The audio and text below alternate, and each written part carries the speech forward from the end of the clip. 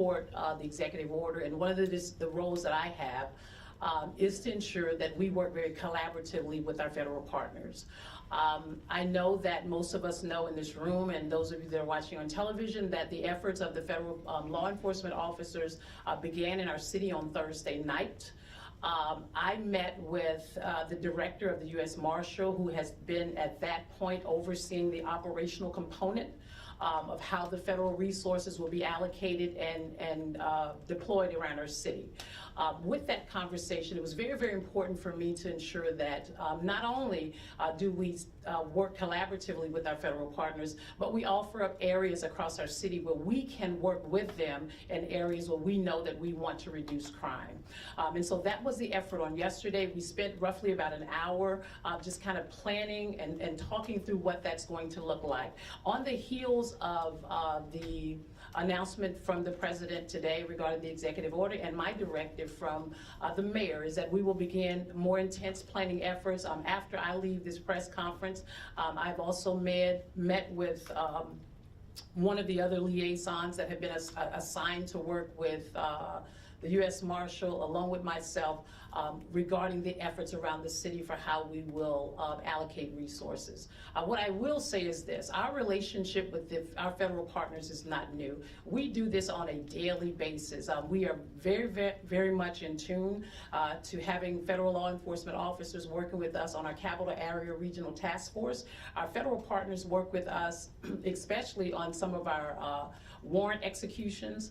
They work very, very closely with us with our Violent Crime Suppression Division, and it is my intent and my police department's intent to continue those efforts. What you will see is an enhanced presence. The second thing that's really important to me, and I'm speaking directly to our community, is that we have a relationship with our community that is very important to us, our community members. And so having our Metropolitan Police Department working alongside of our federal partners who have come into the city to really help us assess and deal with the crime, that some of the crime spikes that we have, we will work alongside them, but intentionally, we want to make sure that our community understands that we are there. We're going to be boots on the ground.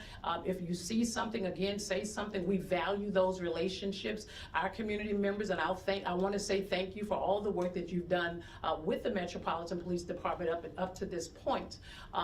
Those relationships are very, very important to us, and we want to continue to build upon that and continue to enhance that. I'll turn it back over to Mayor Bowser now.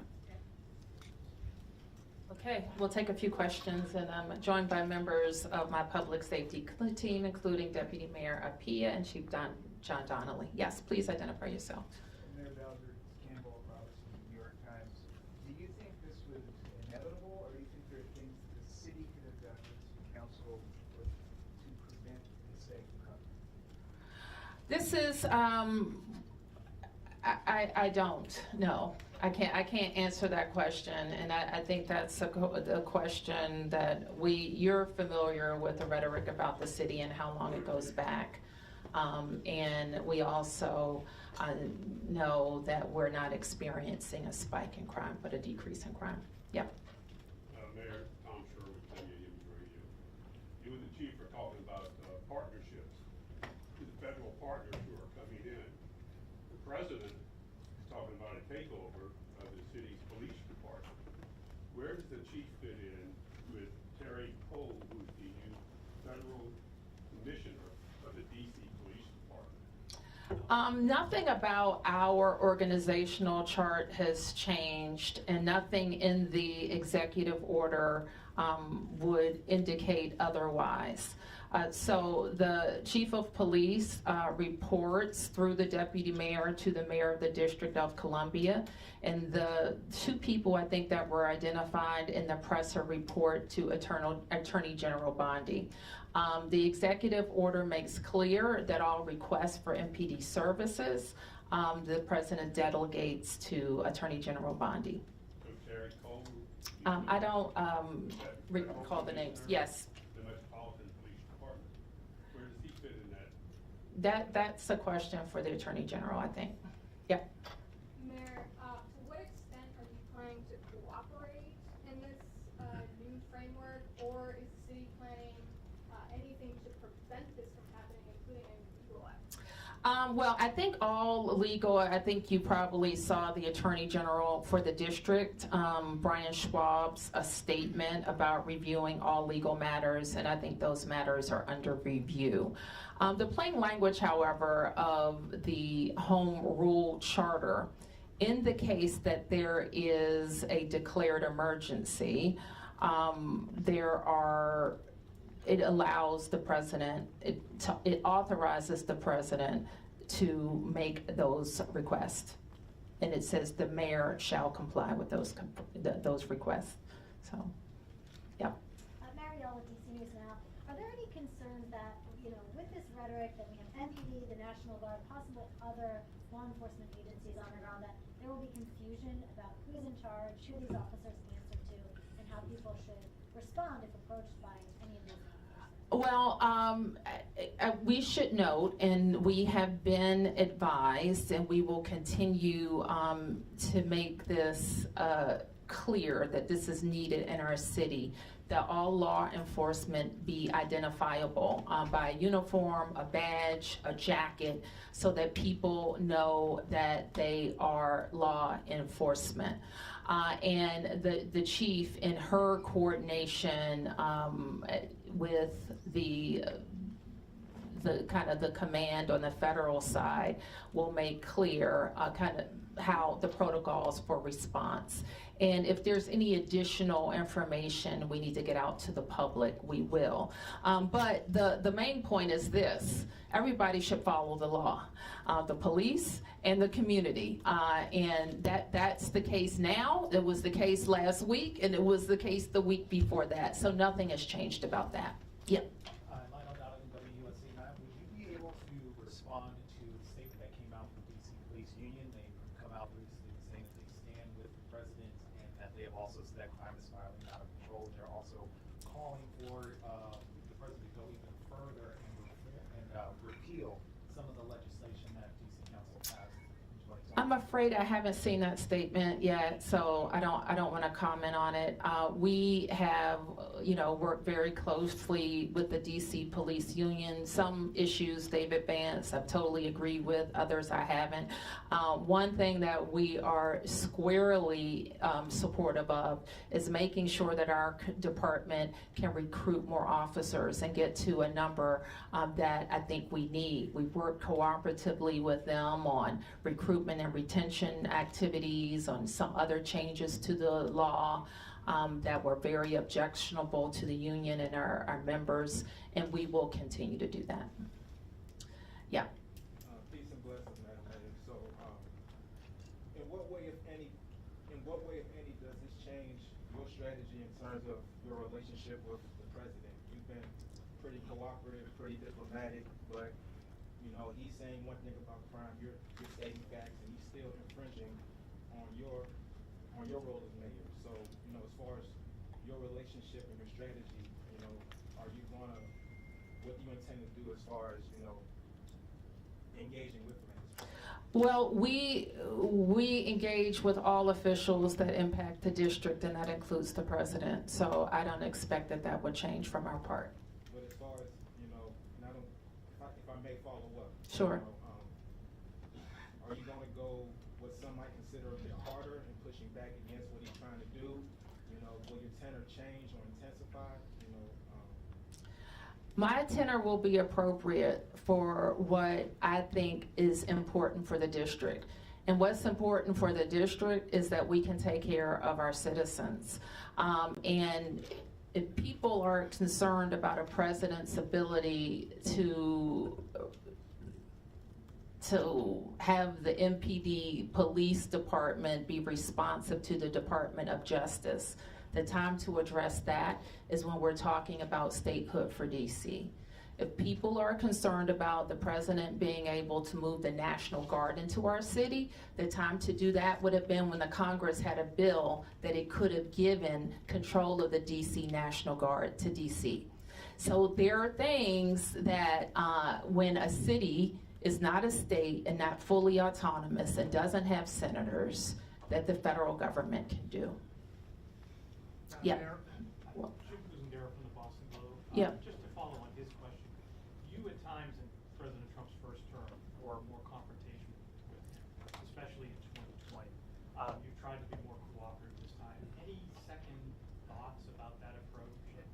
Are you planning any sort of defiance, symbolic or whatever, in light of this?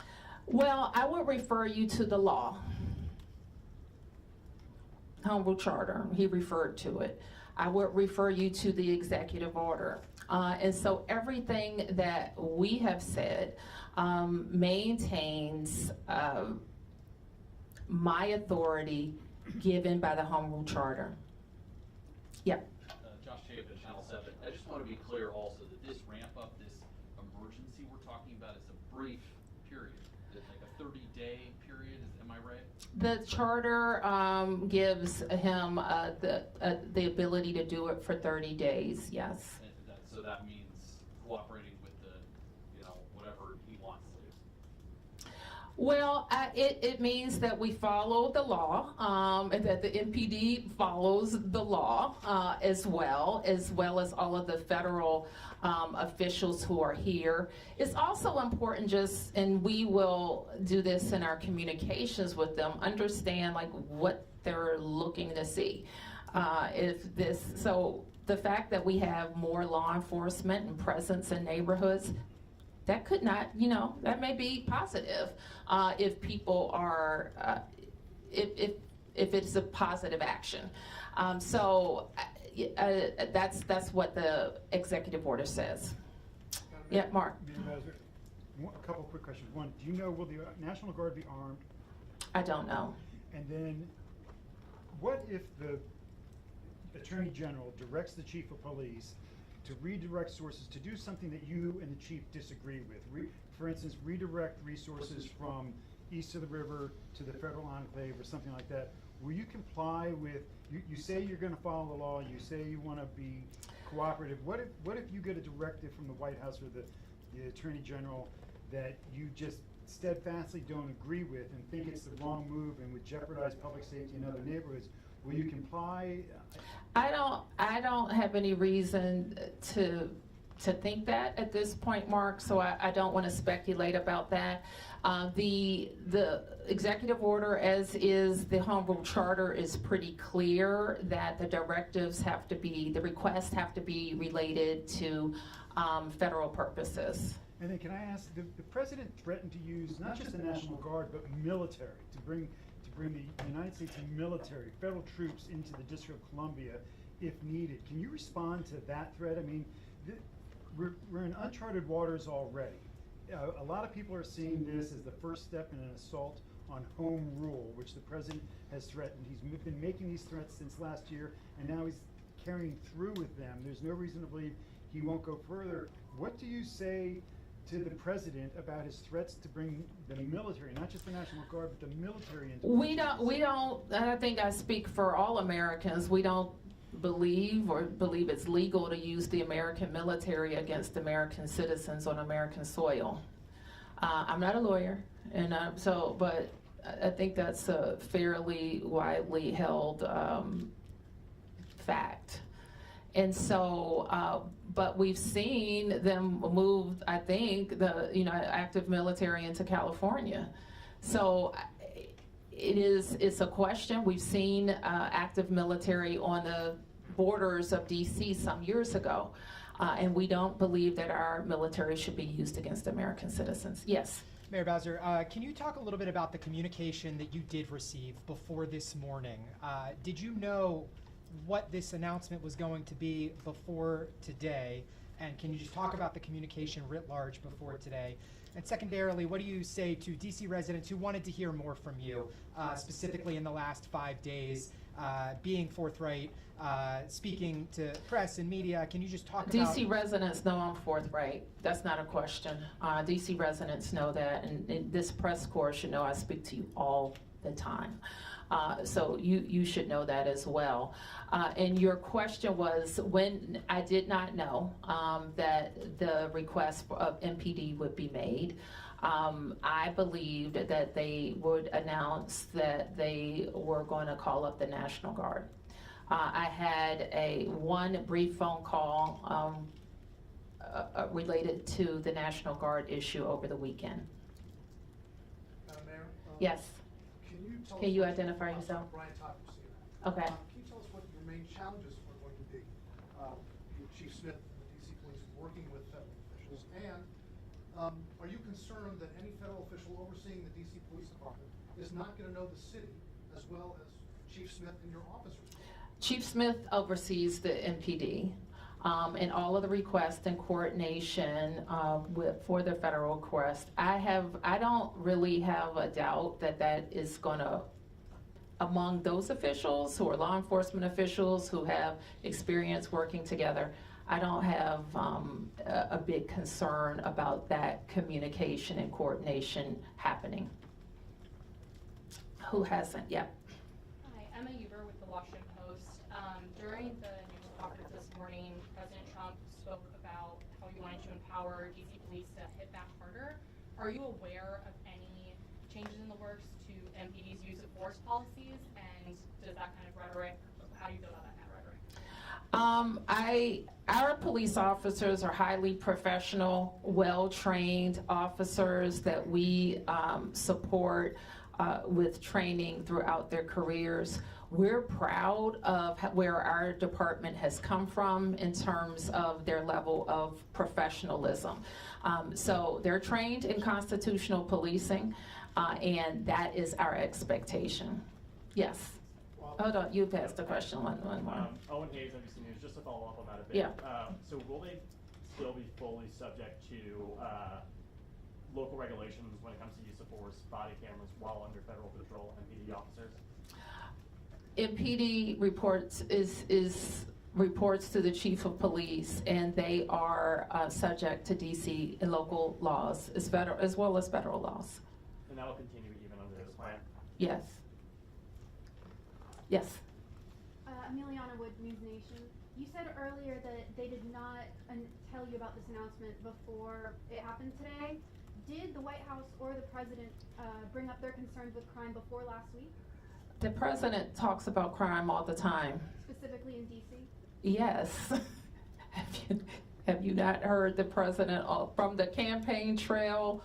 In every conversation I have with him, we're always briefing the president on our progress. In fact, my first meeting with him after he was elected the second time, we went over the crime trends. We went over how we're seeing decreases. So the president is read in on our efforts.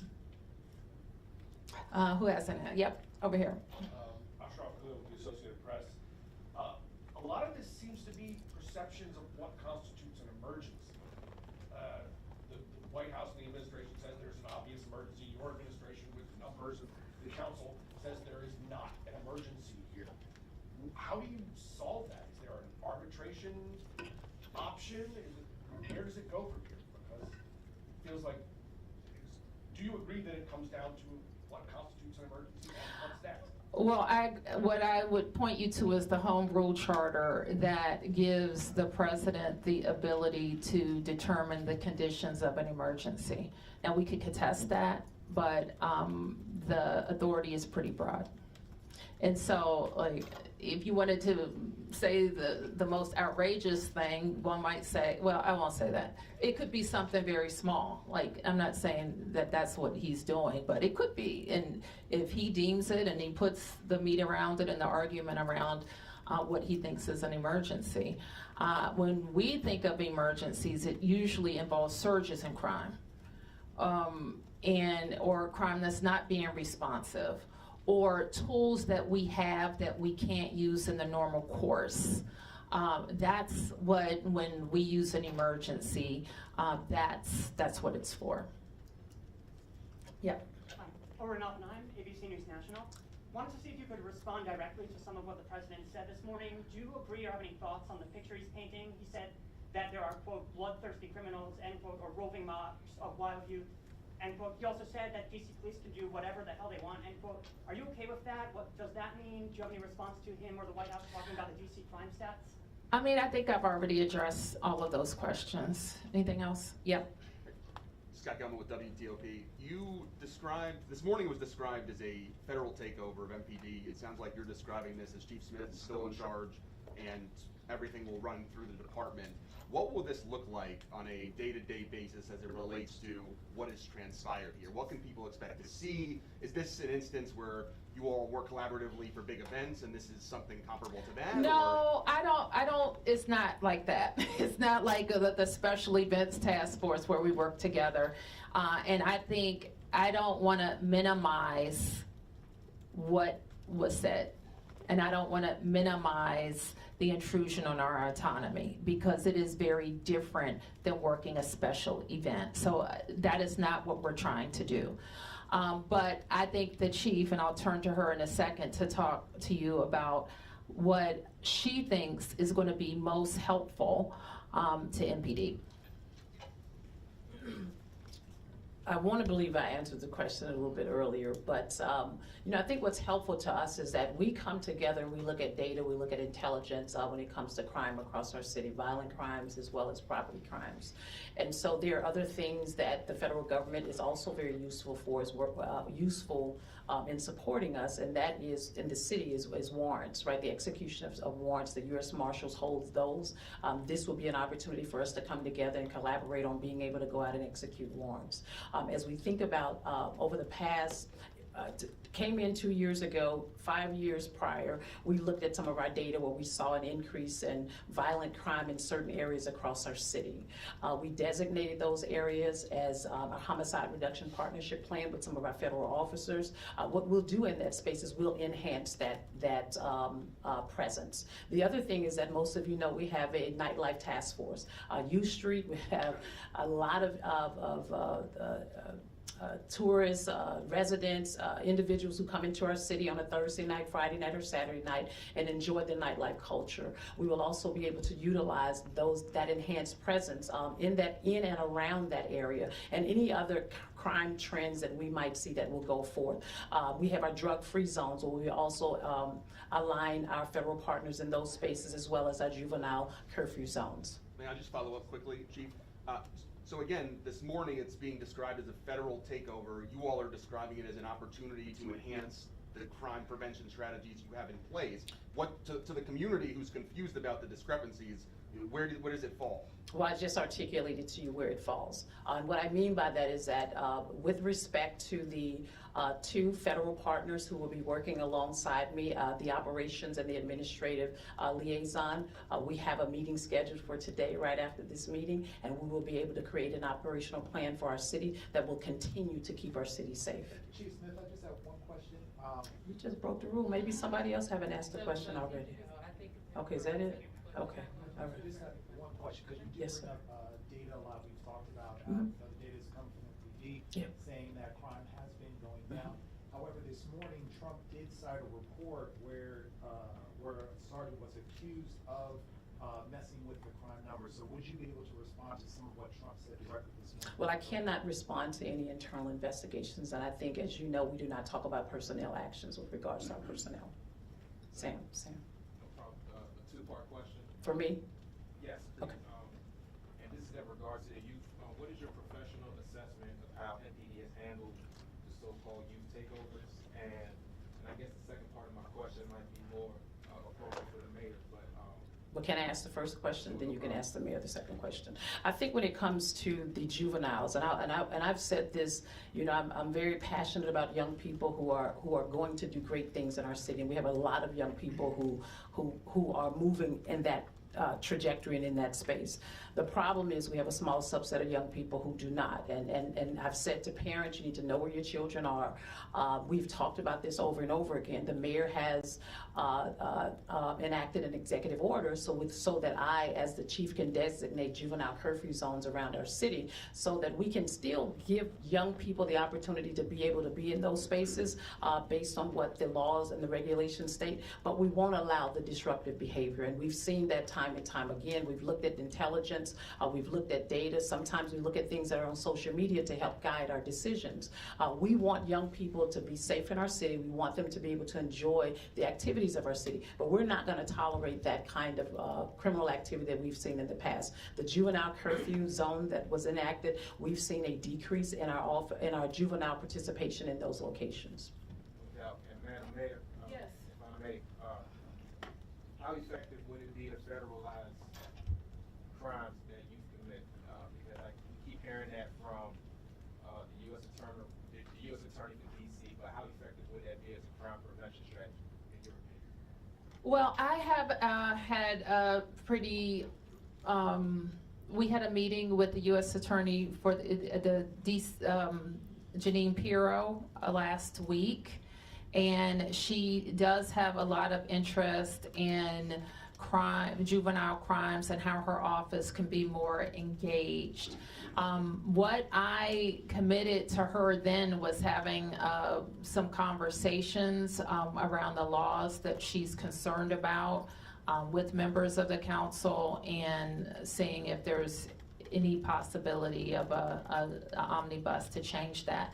With regard to who prosecutes or what crimes she can prosecute, that's not a local law change. That would be a congressional change. So am I hearing you correctly in saying that you would embrace the change in those three laws? I have a position on at least 2 or 3 of those I can refer you to. I would, because I'm going to get them mixed up in my head right now, but I will be happy to share that with you. Okay, I'll take a few more. Yep. Mayor, and along with those laws that Sam was just talking about earlier today, we also heard a focus on DC's bail system, being a cashless bail system. Was that part of your discussion? It's the first time I ever heard that come up in a situation with DC. DC has had a no cash, whatever you call it, cashless bail, I think since the mid-90s. So that's not anything new to our system. We do, and you know, that I was very, very focused in the last 2 years on having the council pass laws that would allow judges to hold violent offenders, those accused of a violent offense, pre-trial. And I believe that provision has led to our very substantial decrease in shootings and homicides. Yep. I wonder if you could specifically speak to some of the concerns that U.S. Attorney Pirro has raised about her perception of lenient sentencing for youth charged with violent crimes. Do you think that's an issue?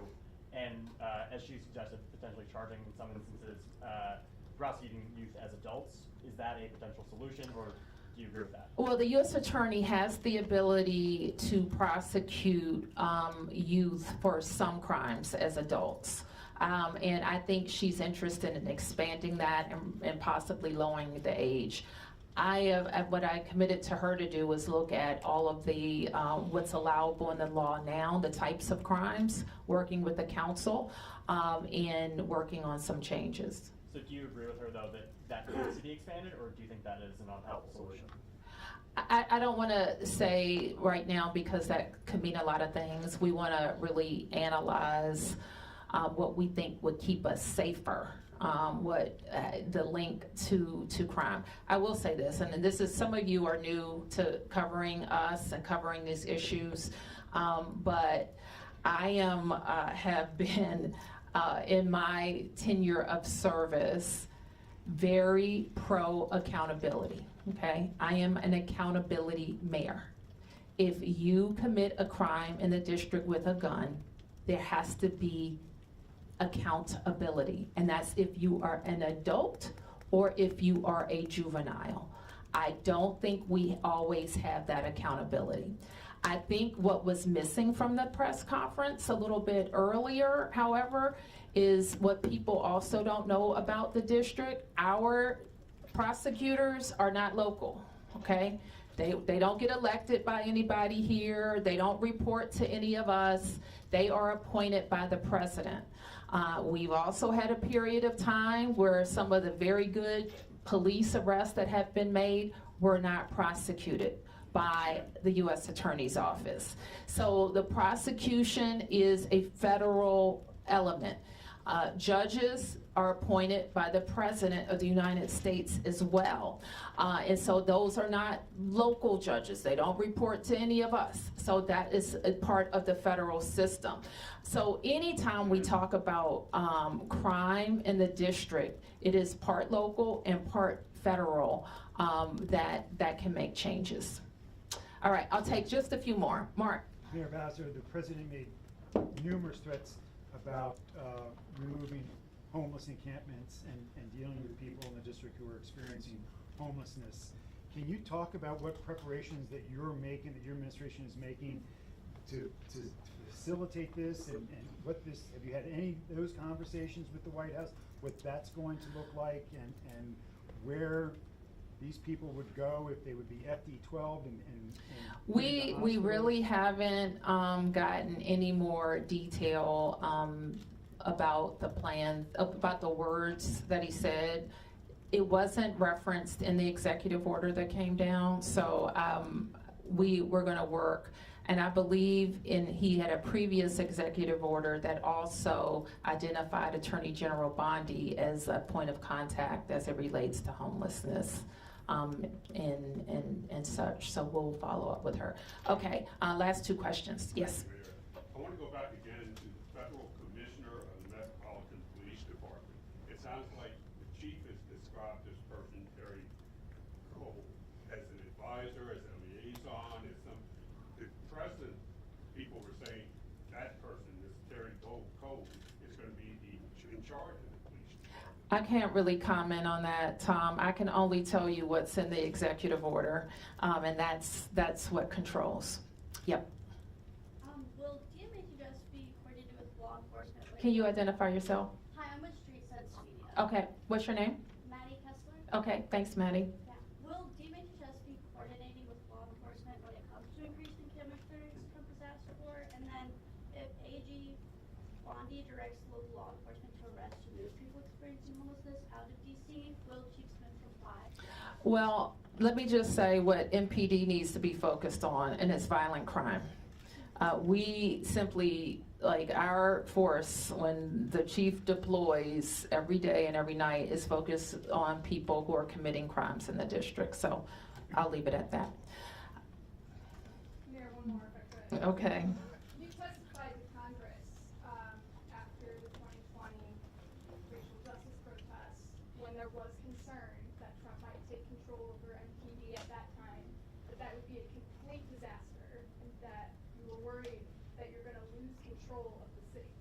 Can you reflect on this moment today? Do you feel that you're at risk of losing control of the city? Are you worried this is going to be a complete disaster? I'm going to work every day to make sure it's not a complete disaster. Let me put it that way. And I think that with Chief Smith's leadership and her expertise in both the federal space and the local space, we are going to do our level best to maintain, as the chief talked about, to maintain the trust that DC residents have in us. What could be a disaster is if we lose communities who won't call the police. That could be a disaster. What will be a disaster if communities won't talk to the police if a crime has been committed and could help solve that crime. That could be a disaster. It would be a disaster if people who aren't committing crimes are antagonized into committing crimes. That would be a disaster. So we're going to work every day to get this emergency put to an end. I'll call it the so-called emergency, and continue to do our work. And at the same time, make sure that if these are like the law enforcement officers who are caught, they're leaving their homes, their towns, maybe doing double shifts. If our National Guard are deployed, they're leaving their primary mission to come. We don't want their time to be wasted. We want to be strategic and work with them. But I'll end by saying this. If we know the tools that are available to the district if we are experiencing a surge in crime. And I put them in place before. It includes curfews. I've asked the council to pass emergency legislation. I've asked the Congress for additional funds. We've done all of those things. So there's nobody here, and certainly nobody who works for me, who wants to tolerate any level of crime. And I know it's frustrating sometimes to hear if I say our crime numbers have gone down, yet you've been a victim of crime. It doesn't matter to you if crime has gone down, if you were a victim or you know someone who is a victim. So we understand that. We work every day to stop crime. Thank you, everybody.